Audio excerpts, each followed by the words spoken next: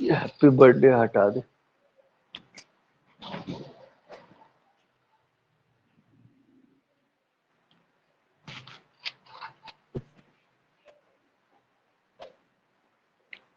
आ गए भैया? किसी को कोई डाउट?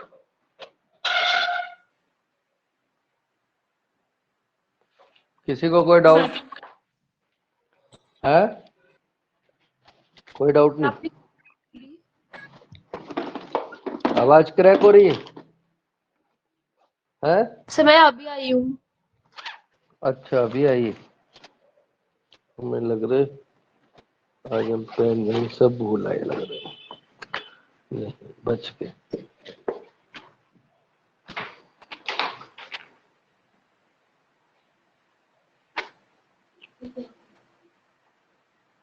दवाई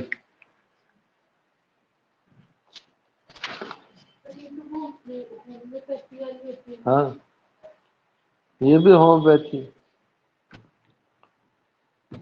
बाल झड़ने वाली।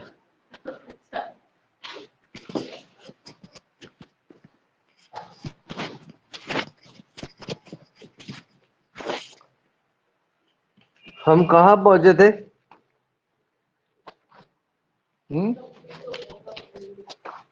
इलेक्ट्रो पढ़ रहे थे कुछ, है ना?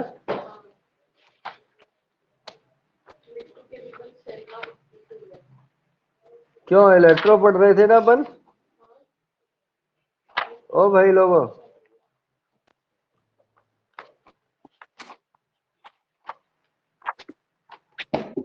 अरे हम क्या पढ़ रहे थे?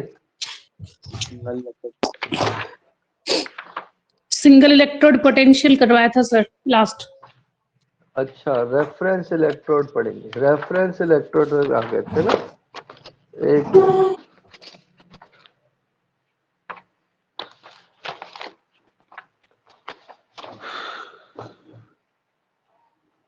2 मिनट है ना?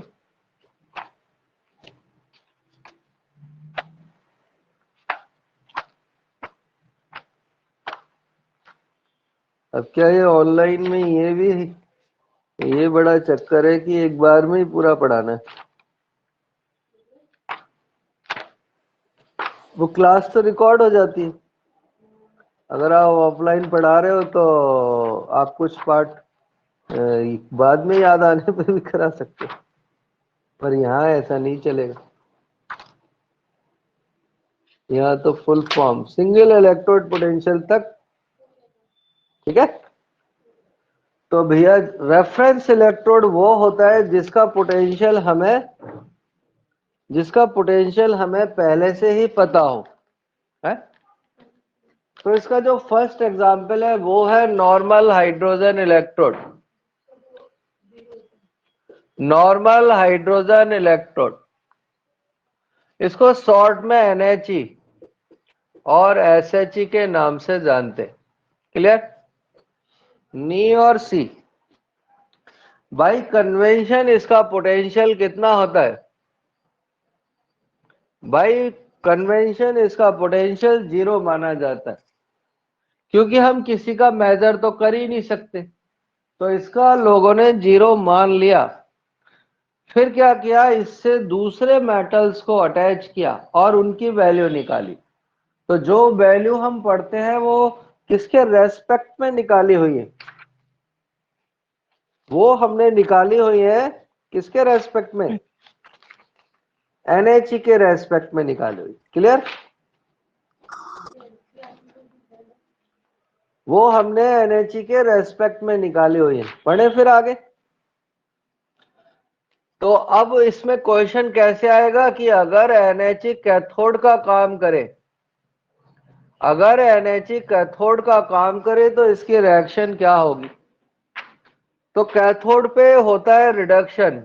तो ये जो 1m कॉन्सेंट्रेशन है ये एक इलेक्ट्रॉन लेगा और लेकर इसमें कन्वर्ट हो जाएगा। किस में कन्वर्ट हो जाएगा? गैस में। इसका प्रेशर कितना होना चाहिए? इसका प्रेशर फिक्स है 1 atm होना चाहिए, इससे कम या ज्यादा नहीं चलेगा। और इसका रिडक्शन पोटेंशियल फिर कितना हो जाएगा? इतने वोल्ट हो जाएगा। अगर हम इसको और जिस मेटल पर हम इसका रिडक्शन करते हैं वो मेटल होती है प्लेटिनियम। तो अगर हम इसको सेल के फॉर्म में लिखेंगे तो इसको ऐसे लिखेंगे, क्लियर। और हमेशा उस मेटल को जरूर लिखते हैं गैस के साथ जिसके सरफेस पे उसका ऑक्सीडेशन या रिडक्शन हुआ, क्लियर।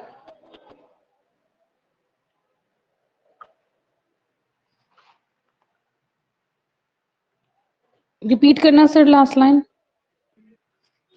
हम गैस के साथ में वो मेटल जरूर लिखते हैं जिसके सरफेस पर ऑक्सीडेशन या रिडक्शन हुआ है।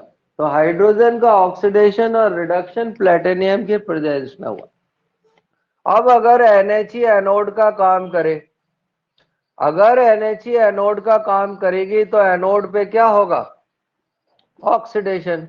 और ऑक्सीडेशन में इसमें से एक इलेक्ट्रॉन निकल जाएगा, ये गैस होगी और इसका प्रेशर 1 atm होगा।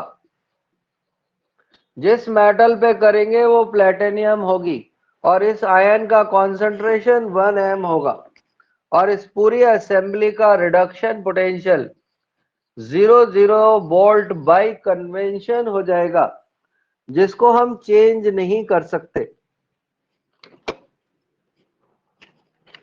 इतना लिख लो तो भैया बता दे।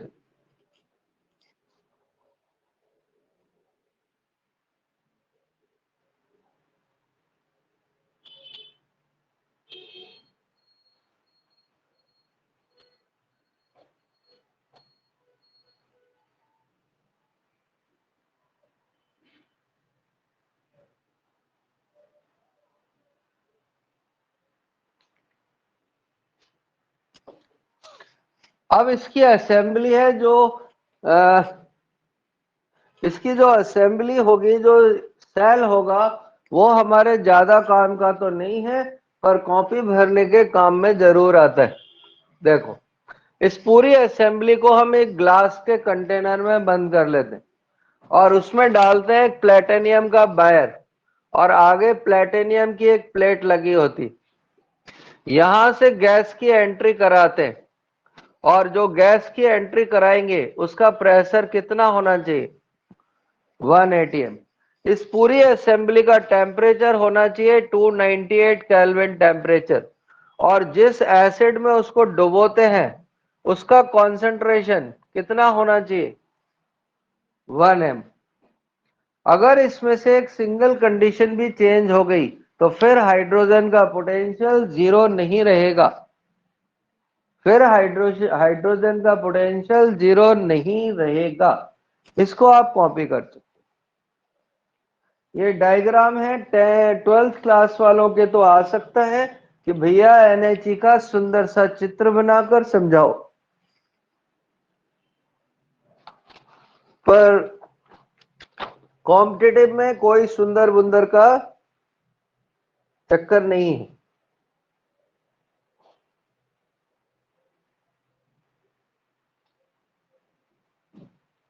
ठीक है, बढ़े आगे।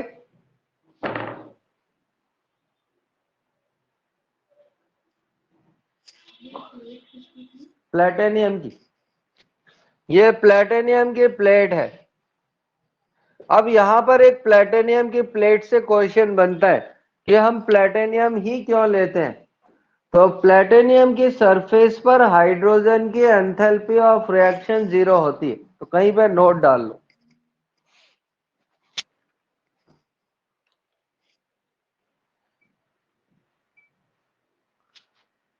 प्लेटिनियम की सरफेस पर हाइड्रोजन की एंथैल्पी ऑफ रिएक्शन 0 होती है।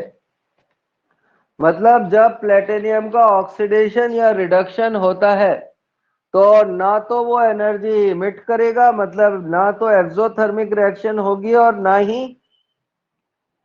ना ही एंडोथर्मिक होगी। क्लियर? बड़े भैया आगे हटा दें। जी सर। तो हम चल रहे हैं दूसरे रेफरेंस इलेक्ट्रोड की तरफ।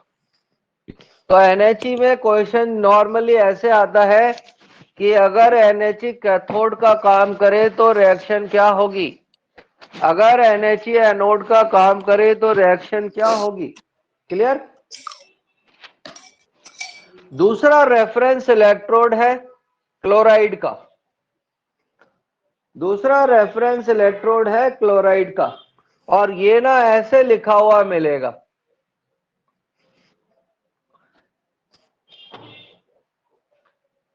ठीक है, MX और फिर X माइनस। ये हमेशा ऐसे लिखा हुआ मिलेगा आपको, एग्जाम्पल AG AgCl, ठीक है ना, ऐसे करके। पर इससे हमें समझ कुछ नहीं आता, मतलब हो सकता है आप लोगों को तो आता हो, हमको तो नहीं आता कुछ भी समझ। तो फिर हमने क्या किया, इस रिएक्शन को तोड़ा। इस रिएक्शन को तोड़कर कैसे लिखते हैं, अगर आपके एग्जाम में क्वेश्चन आ जाए तो, ठीक है ना, AgCl, ठीक है, फिर से सॉल्ट ब्रिज AgCl और Cl, मतलब जो बीच में गिवन है उसको 2 बार लिख लिया हमने। अब जो कैथोड पर रिएक्शन होगी वो देख लो। कैथोड का मतलब है राइट हैंड साइड वाली, सीधे हाथ वाली। सीधे हाथ वाले पे रिएक्शन ऐसे होगी कि AgCl एक इलेक्ट्रॉन लेगा और Ag में कन्वर्ट हो गया और Cl जैसा था वैसा ही रहा। अब एनोड पे रिएक्शन कैसी होगी? एनोड पे मतलब लेफ्ट हैंड साइड पे, लेफ्ट हैंड साइड पे रिएक्शन कैसी होगी? जो मेटल है वो एक इलेक्ट्रॉन लूज कर देगा और इसमें कन्वर्ट हो जाएगा, और ओवरऑल इक्वेशन ये हो जाएगी कि जो AgCl है, ठीक है ना, AgCl है वो टूटकर Ag प्लस और Cl माइनस बना देगा। हर्षित, इसका यूज ना KSP निकालने में किया जाता है। ये तेरे क्वेश्चन होंगे, तू हमसे पूछे इसलिए हमने तेरे को पहले बता दिया है। क्लियर? इससे वो तेरे से KSP निकलवाएगा। हाँ, मतलब इलेक्ट्रोकेमिस्ट्री से KSP, तो ये KSP हो गया ना AgCl का। मतलब अब ये इक्वेशन नहीं लिख पाता, बच्चे को इस फॉर्म में मिलती है ना तो इक्वेशन ही नहीं लिख पाता। प्रॉब्लम कहां से शुरू होगी कि हम क्वेश्चन में इक्वेशन ही नहीं लिख पाएंगे, ठीक है। तो हम तीसरा एग्जाम्पल देख रहे हैं और वो कैलोमल का है, ये रेफरेंस है कैलोमल। हिंदी में भी इसको कैलोमल ही कहते हैं और इसको ऐसे लिखा जाता है, देख लो भैया, Hg लिक्विड, Hg लिक्विड, बीच में HgCl2, फिर एक लाइन और Cl माइनस, और ब्रैकेट में इधर KCl।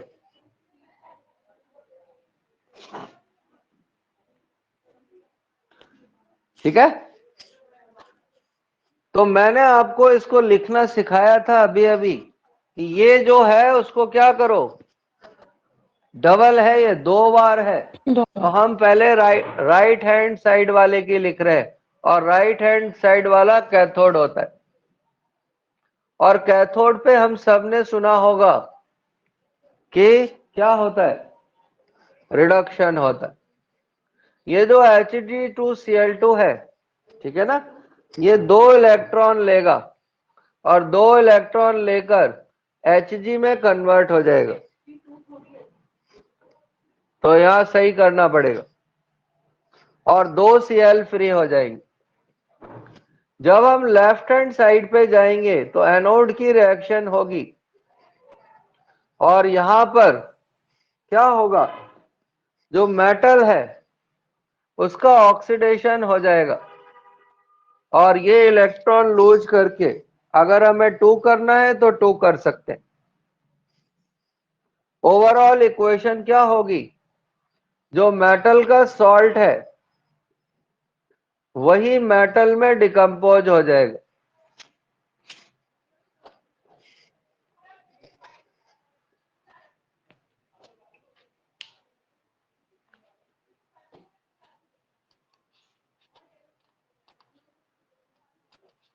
क्लियर?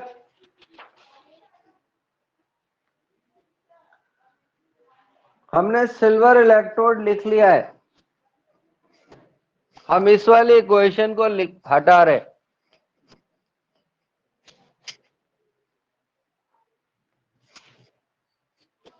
और अगला है क्यूनॉन इलेक्ट्रोड। इसको नीट जेई वाले चाहें तो छोड़ सकते हैं, नीट जेई वाले चाहें तो छोड़ सकते हैं। और क्यूनॉन इलेक्ट्रोड ये होता है, तो बस तुम्हारे लिए नाम ही काफी है। वो पूछेगा क्या क्यूनॉन रेफरेंस इलेक्ट्रोड है क्या, है क्या? तो हाँ, ये रेफरेंस इलेक्ट्रोड है। इतने से ही तुम्हारा काम चल जाएगा।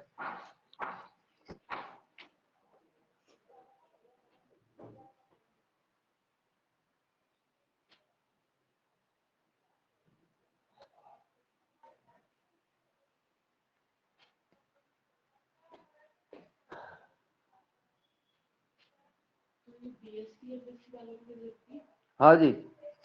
और दूसरी साइड ये रिएक्शन होगी, O2 जो है 2H2O प्लस 4 इलेक्ट्रॉन से रिएक्ट करके 4OH बनाएगा। ये अगली रिएक्शन है ऑक्सीजन इलेक्ट्रोड की, मतलब ये हो गया 4th और ये हो गया कौन सा, 5th, और ये हो गया 6th रेफरेंस इलेक्ट्रोड क्लोरीन का।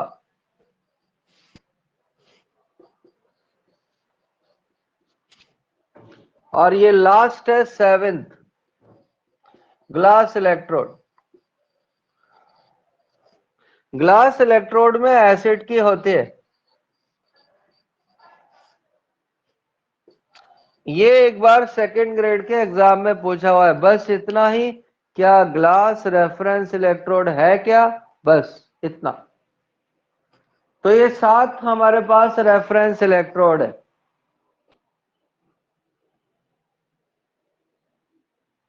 ठीक है, 7th, ये सातों के सातों कॉपी मार दो है?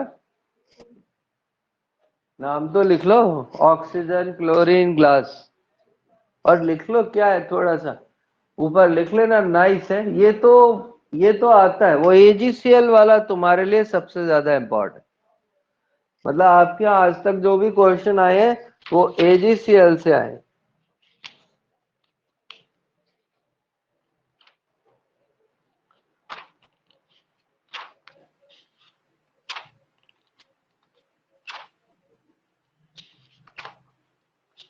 बड़े भैया क्वेश्चन आगे बढ़े? जी सर। तो हम चलते हैं आगे। तो अब हमें जिस भी मेटल का, अब हमें जिस भी मेटल का पोटेंशियल चाहिए उसको किससे जोड़ देंगे, उसको NH से ऐड कर देंगे और फिर देखेंगे पोटेंशियल कैसा है। जो वैल्यू वहां दिखेगी वो उस मेटल की वैल्यू हो जाएगी, रेफरेंस वैल्यू। और क्वेश्चन कैसे आएगा देख लो। क्वेश्चन ऐसे आएगा कि हमने एक मेटल इलेक्ट्रोड और NH को अटैच किया। हमने एक मेटल के इलेक्ट्रोड को NH से अटैच किया और इसकी वैल्यू प्लस 2.34 वोल्ट आ रही है। कितने वोल्ट? इफ, यदि NH कैथोड का काम करता है, अगर NH कैथोड का काम करता है, if NH act as cathode, अगर NHE कैथोड का काम करता है, ठीक है ना, then calculate metal value, calculate metal का पोटेंशियल क्या होगा। फिर से बोलूं, मेटल और NHE का पोटेंशियल 2.34 वोल्ट है और NHE कैथोड का काम करता है, तो मेटल का पोटेंशियल क्या होगा। सही है। तो एक बच्ची ने बताया कि इसका पोटेंशियल माइनस में आएगा, तो जो एकदम सही है। कल की क्लास में ये इक्वेशन पढ़ी थी। सेल का पोटेंशियल 2.34 है, NHE का 0 हो जाएगा, तो एनोड का पोटेंशियल -2.3 हो जाएगा। और ये मैग्नीशियम की वैल्यू है, अब आपको याद करने की जरूरत नहीं है।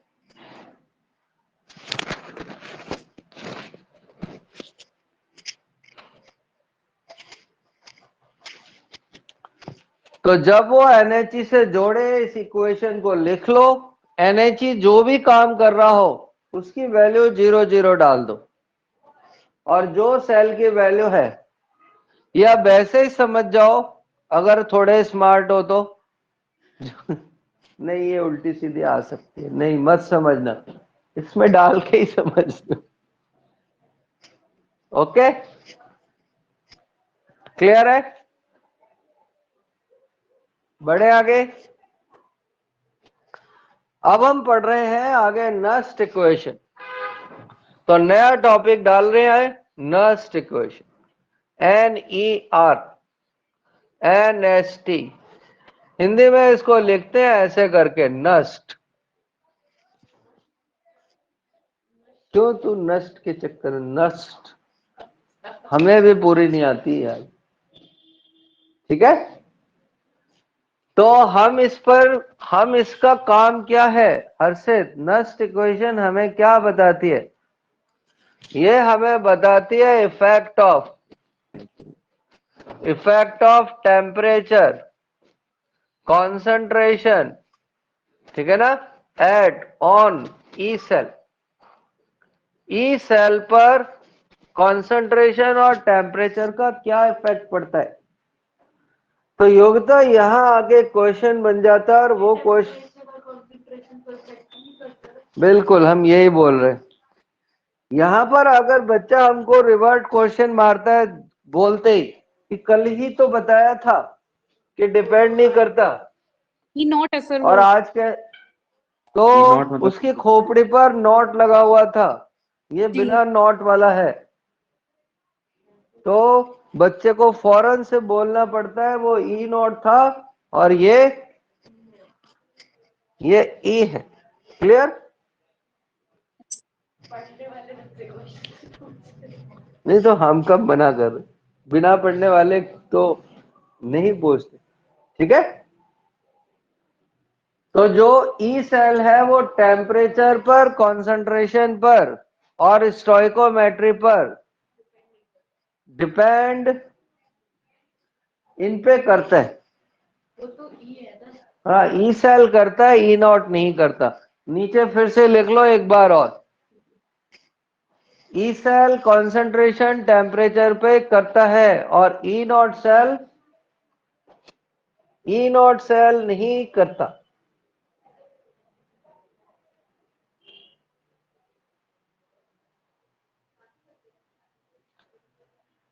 तो हम देखते हैं आगे की कहानी। आगे की कहानी यह है कि ए मोल ऑफ ए ने रिएक्शन करी बी मोल ऑफ बी से, बनाया C mole of C, D mole of D. इतना लिख लो तो बता देना। मतलब ये इनकी बेकार, तो निकल और नहीं रही।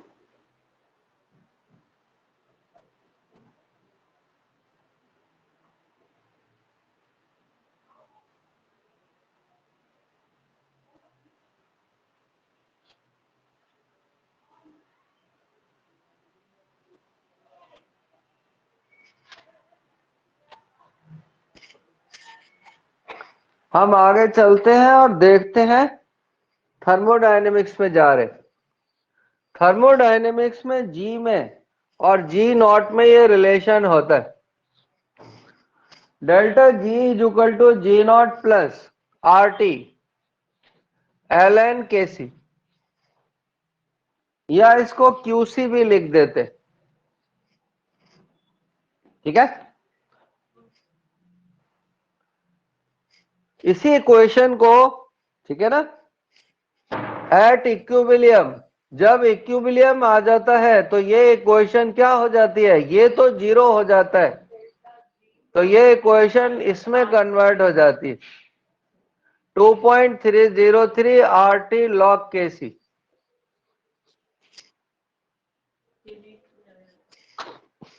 और ये नॉट होता है, अगर इक्विलिब्रियम पे है तो नॉट ही बचेगा, जी नॉट कभी जीरो नहीं होता है, कहीं पे बड़ा बड़ा लिख लो, जी नॉट कभी जीरो नहीं होता। हमने पिछली इक्वेशन में कहीं ना कहीं जरूर पढ़ा होगा ये।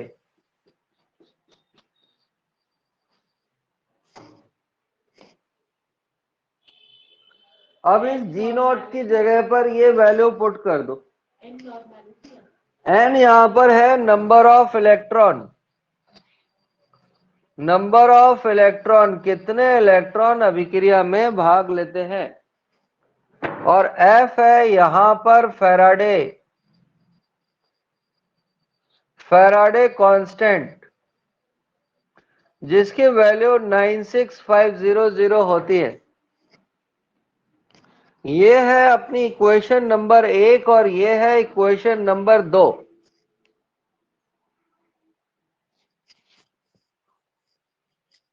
इक्वेशन 2 से जी की वैल्यू को इक्वेशन 1 में डाल दो तो हो जाएगा minus F E not cell minus 2.303 R T log K C. Minus से माइनस को कैंसिल कर दो, माइनस से माइनस को कैंसिल कर दो,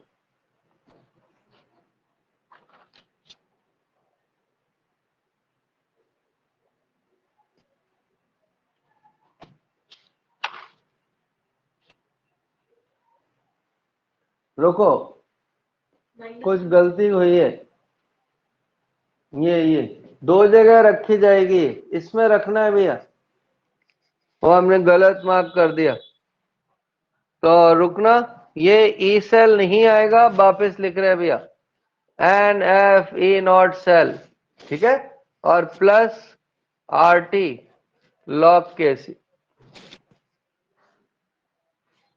लॉग आ जाएगा तो 2.303 भी आएगा, माइनस से माइनस चला गया, इस वाली इक्वेशन में पुट कर दिया। तो उधर क्या आया माइनस? इधर इधर क्यों आया माइनस? ये डेल्टा जी वाली इक्वेशन है ना, डेल्टा जी नॉट है ना, तो जी भी ऐसा ही होगा, डेल्टा जी बराबर हो जाएगा minus N F E cell, E not नहीं है ना ये भी जेई में नीट में पूछा हुआ क्वेश्चन कि खोपड़ी पे नॉट आएगा कि नहीं, अगर यहां नॉट है तो ये भी नॉट है। ठीक है, तो अब हमने क्या किया, करो भैया इसे आगे प्रोसीड करो,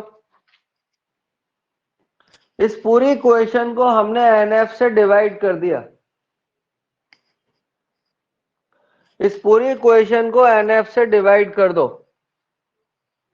डिवाइडेड बाय एनएफ, या माइनस एनएफ से कर दो, माइनस एनएफ से कर देंगे तो इक्वेशन हो जाएगी E cell E not cell, ठीक है ना, और माइनस 2.303 आर टी, और नीचे आ जाएगा एनएफ, और यहां लिख दिया लॉग के सी।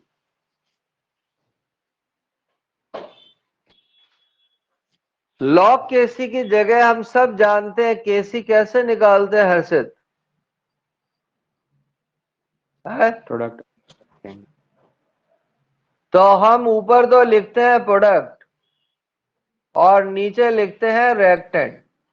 तो ऊपर आ गए प्रोडक्ट और नीचे आ गए रिएक्टेंट और खोपड़ी पर मोल। तो हमने ये नष्ट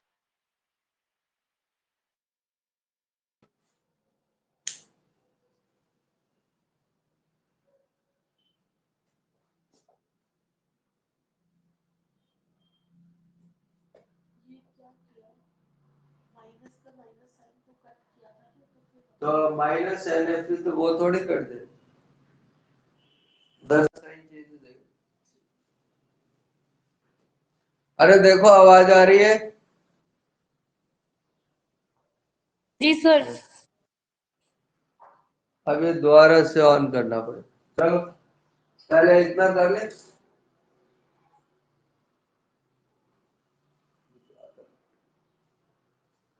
और ये हमारी नस्ट इक्वेशन है।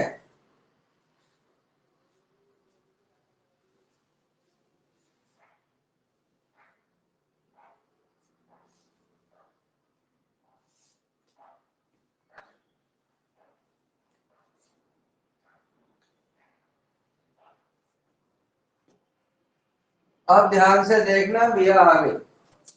ये फैराडे कांस्टेंट है, टी टेम्परेचर है और आर गैस कांस्टेंट है। और ये तीनों ही कांस्टेंट वैल्यू है। तो हमने इसकी वैल्यू यहां पर पुट कर दी। तो ये हो जाएगा इतना। आर की वैल्यू 8.314 और एफ टेम्परेचर 298 केल्विन ले लिया। फैराडे की वैल्यू होती है 96500। ऊपर प्रोडक्ट और नीचे रिएक्टेंट और खोपड़े पर मोल। इन सबको मल्टीप्लाई और डिवाइड करने पर हमको ये वैल्यू मिल जाती और उस वैल्यू की 591 n log product divided by reactant और खोपड़ी पर मोल। ये हमारी फाइनल वो इक्वेशन है जो हम एग्जाम में यूज करेंगे।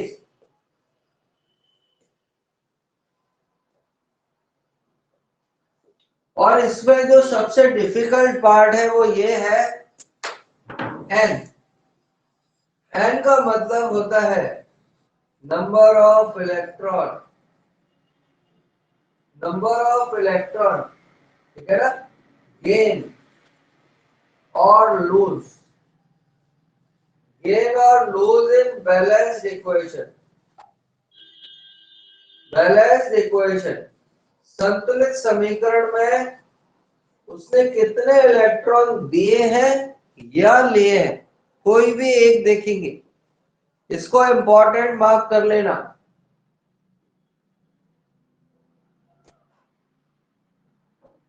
दूसरी इंपॉर्टेंट बात यह है liquid and solid concentration not taken.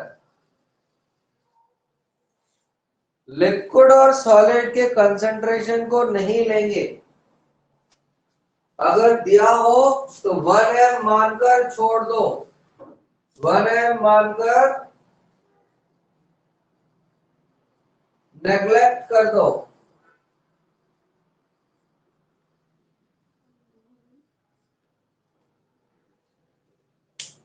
1m मानकर नेग्लेक्ट कर दो। मतलब अगर इक्वेशन दी है तो पहले उसको बैलेंस करना पड़ेगा, फिर देखना पड़ेगा, हाँ बिल्कुल बैलेंस कर। तो यहां तक आ जाओ तो बता देना।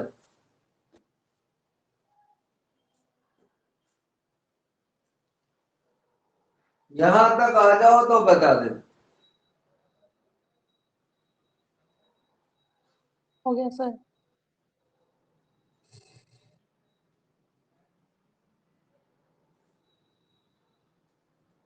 आगे क्या। जी sir.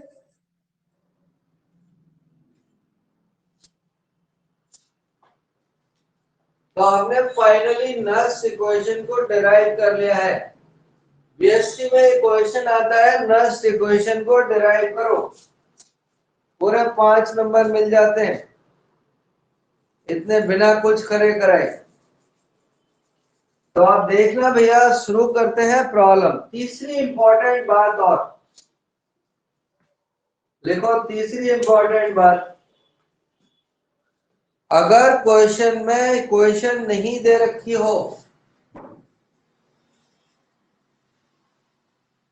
if equation not given, if equation not given, use reduction equation. हमेशा रिडक्शन वाली समीकरण का इस्तेमाल करेंगे, हमेशा रिडक्शन वाले इक्वेशन को ही यूज करेंगे अगर इक्वेशन नहीं दे रखी हो तो। क्लियर?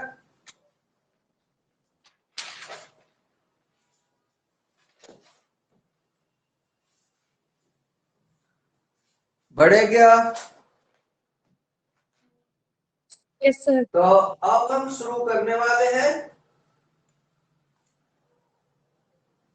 कुछ ज्ञान की बात है, और पहला क्वेश्चन हमारे पास ये है, ठीक है ना? If zinc concentration, if zinc concentration decreases to 0.01 m from 1 m,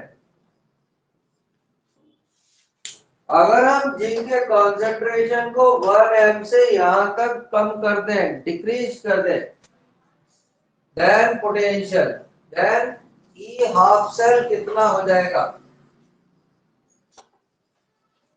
और वो हमको ऐसे करके जिंक की इक्वेशन दे देगा।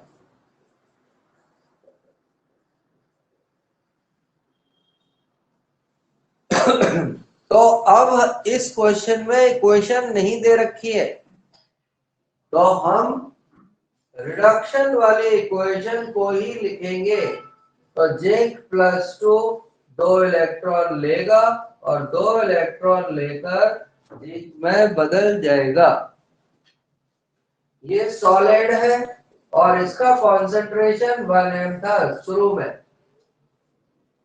तो जब हम नस्ट इक्वेशन में इसको रखेंगे तो ये इक्वेशन हो जाएगी -0.76 माइनस 0.0591, n की वैल्यू 2 हो जाएगी क्योंकि 2 इलेक्ट्रॉन लिए हैं। लॉग ऊपर ये प्रोडक्ट आएगा जिंक सॉलिड और नीचे आएगा जिंक +2, ठीक है ना? अब इस जिंक का कॉन्सेंट्रेशन हमने इतना कर दिया है, सॉलिड को छोड़ देंगे, सॉलिड को छोड़ देंगे क्योंकि सॉलिड का कॉन्सेंट्रेशन 1 मान लिया जाता है, और ये वैल्यू नीचे रख देंगे। नीचे से अगर हम इसको सॉल्व करेंगे तो ये कितना हो जाएगा, 1000 ऊपर 1000 हर से यस 3 हो जाएगा आंसर, मतलब लॉग में ऊपर लॉग 1000 आ जाएगा क्या? तो ये हो जाएगा 1000/1 और लॉग 1000 की वैल्यू 3 होती है। लॉग 1000 की वैल्यू 3 होती है। तो भैया सॉल्व करके बता दो, डिक्रीज कर जाएगा या इंक्रीज?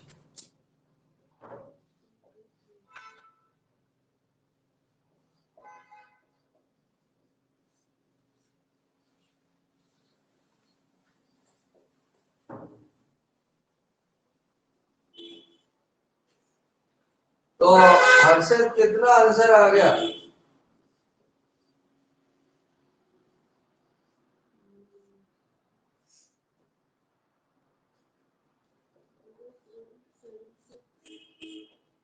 -0.8। देखो भाई, ये सही निकाला है क्या हमने?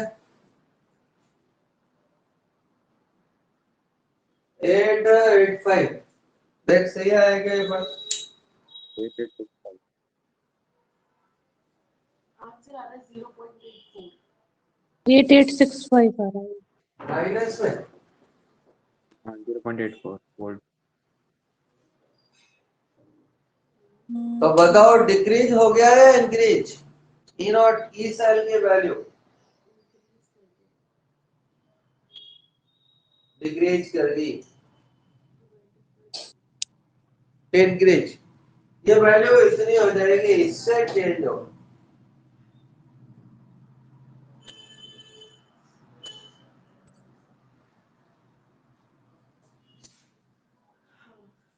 क्लियर? बट 0.84 हो गया।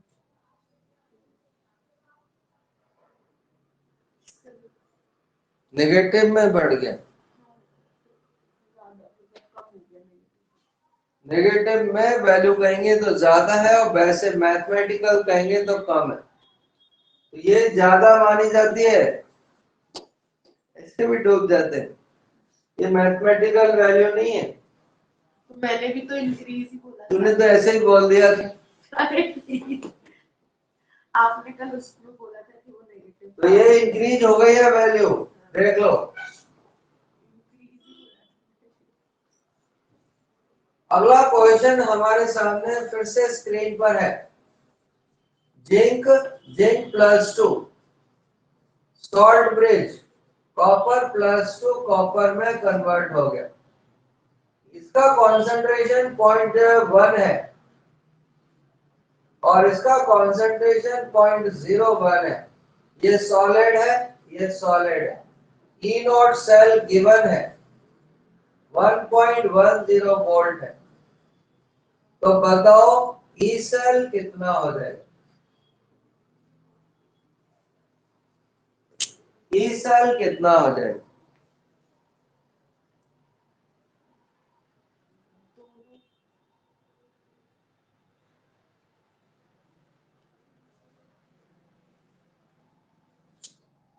तो निकालना पड़ेगा, ऐसे देख के थोड़ी तू तो बोर्ड की तरफ ऐसे देख रही है जैसे 1 सेकंड में ही निकाल दे।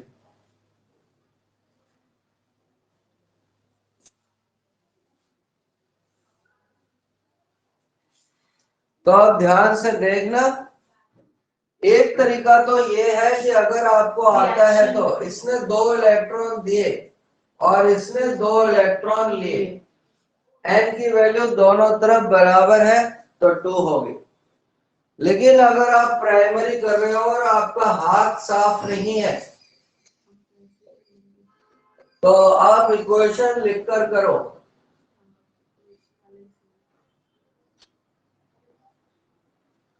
और देख लो दोनों इलेक्ट्रॉन बराबर हैं, हाँ। तो जिंक की रिएक्शन कॉपर +2 से हुई और ये कॉपर में और ये जिंक +2 में कन्वर्ट हो और n की वैल्यू 2 हो गई क्योंकि ये 2 और 2 कैंसिल हो। नेक्स्ट इक्वेशन में पुट कर दिया। ई नॉट की वैल्यू इतनी है 0.0591 एंड 2। ये सॉलिड मैंने यही उड़ा दिए, अब नहीं लिखूंगा मैं। तो अब ये प्रोडक्ट ऊपर आएगा। राजस्थान बोर्ड की किताब में यहाँ पर प्लस लगा हुआ है, अगर यह प्लस होगा तो फिर रिएक्टेंट ऊपर आएगा, प्रोडक्ट नीचे आएगा। तो अगर बुक देखो तो ये मत कहना सर ने गलत लिखा है। तो ई सेल की वैल्यू देख लो भैया 0.05912 लॉग। जिंक +2 की कॉन्सेंट्रेशन है 0.01 और इसकी 0.1। इसको सॉल्व किया तो ये लॉग 1/10 हो जाएगा और जब इस लॉग की प्रॉपर्टीज को ऊपर ले जाएंगे तो ये वाला साइन बदल जाएगा।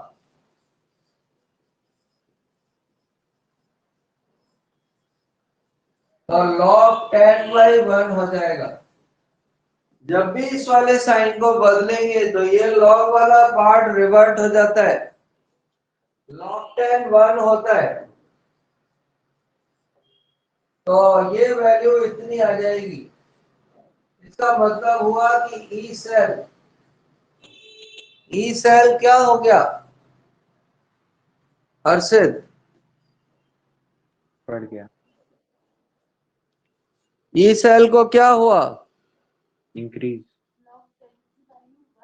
हाँ जी, ई सेल बढ़ गया है। बढ़ गया है तो ये वैल्यू हो जाएगी कितनी? काउंट करके बता भैया। 1 to 9 ब्रेक हमने सही किया है।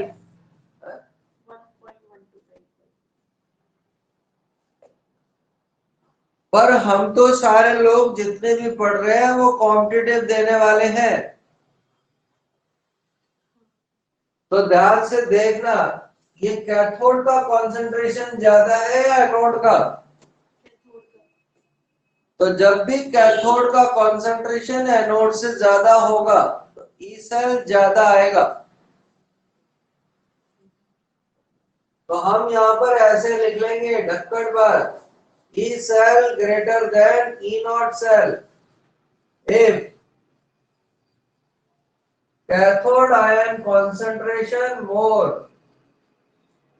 तो हो सकता है चॉइस में एक ही ज्यादा वाला आंसर हो, इससे 1.10 से एक ही आंसर ज्यादा हो। तो अगर हमके पास एक ही आंसर ज्यादा है तो कौन उसको करेगा सॉल्व? क्या करने की जरूरत है? तो हम ढक्कन बन के भी कर सकते हैं। कभी कभी ढक्कन बनने के भी फायदे होते हैं। और ये कब होगा?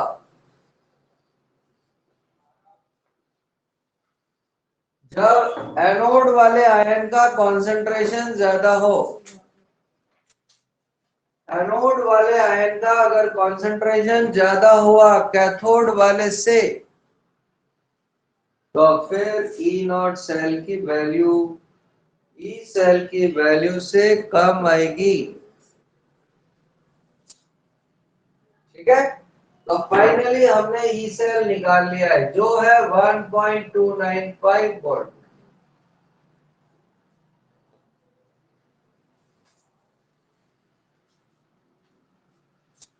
इतना लिख लिया।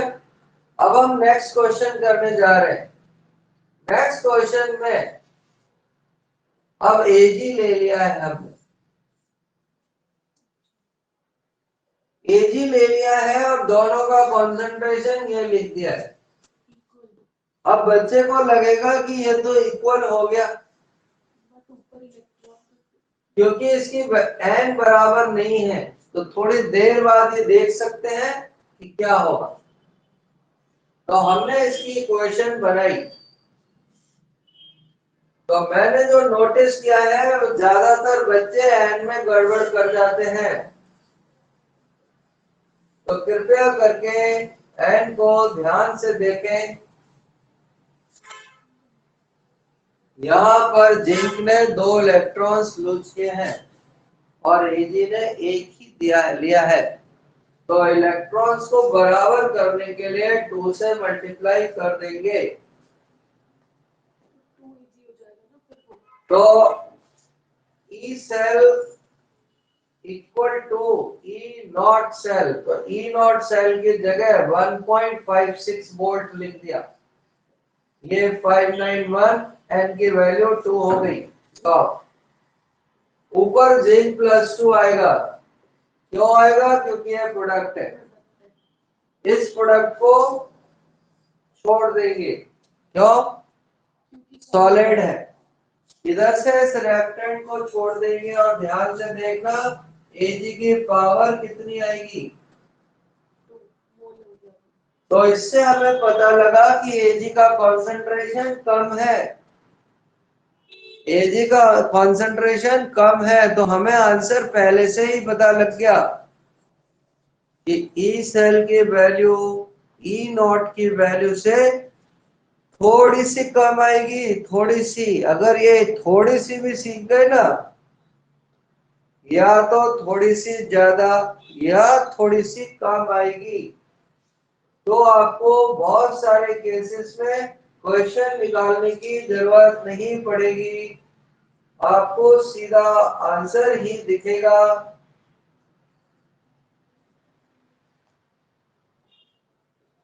और ये मैंने, रुको स्क्वायर ही कर देता हूं, नहीं तो कोई कहे कहां से आया। इस पार्ट को जब मैंने सॉल्व किया तो ये 100/1 आ गया, 100/1 आ गया, तो लॉग की वैल्यू 100 की वैल्यू 2 ही होती है, तो लॉग 100 2 हो गया।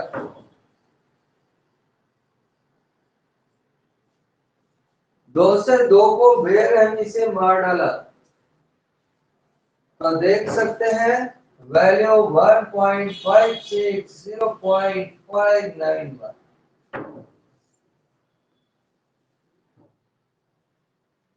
तो ये आंसर करीब कितना आ गया, सब्ट्रैक्ट करना पड़ेगा। तो देखे भैया किसको सब्ट्रैक्ट करना आता है। तो आरजू बताएगी इसका फाइनली आंसर क्या हो।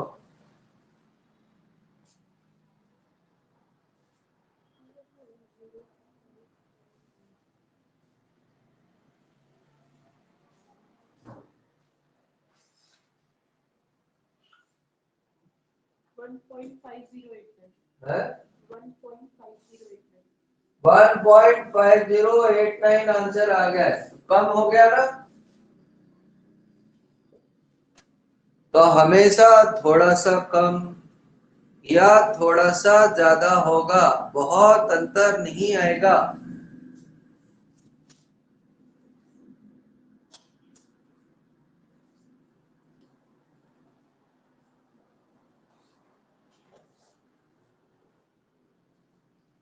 ठीक है,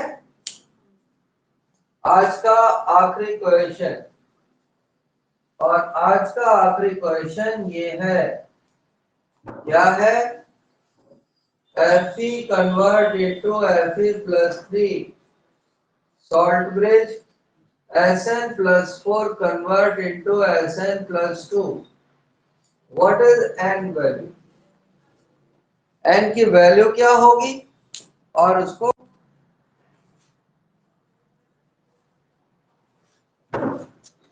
तो ध्यान,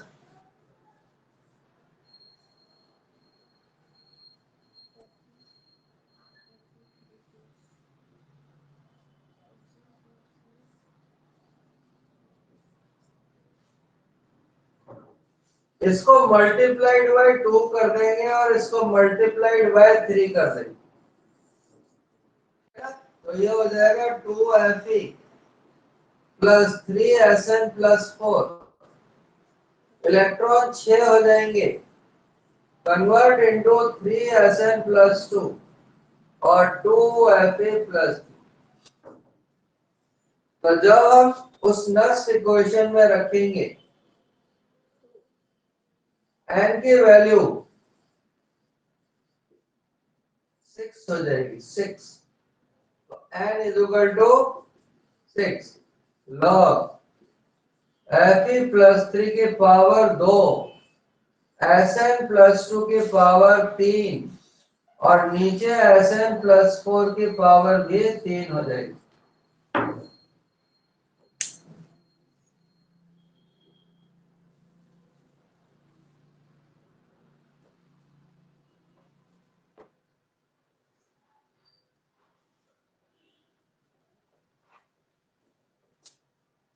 अरे भाई लोगों, पूरा हो गया क्या?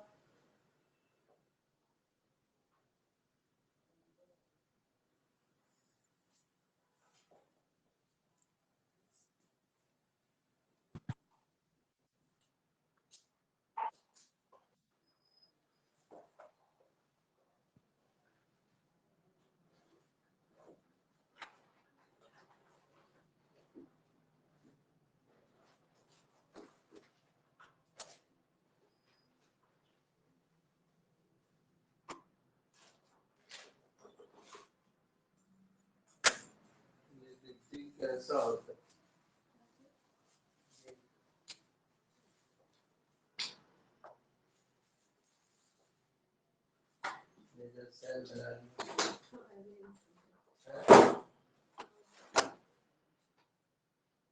ठीक है भैया, बाकी पढ़ेंगे कल को। Good day.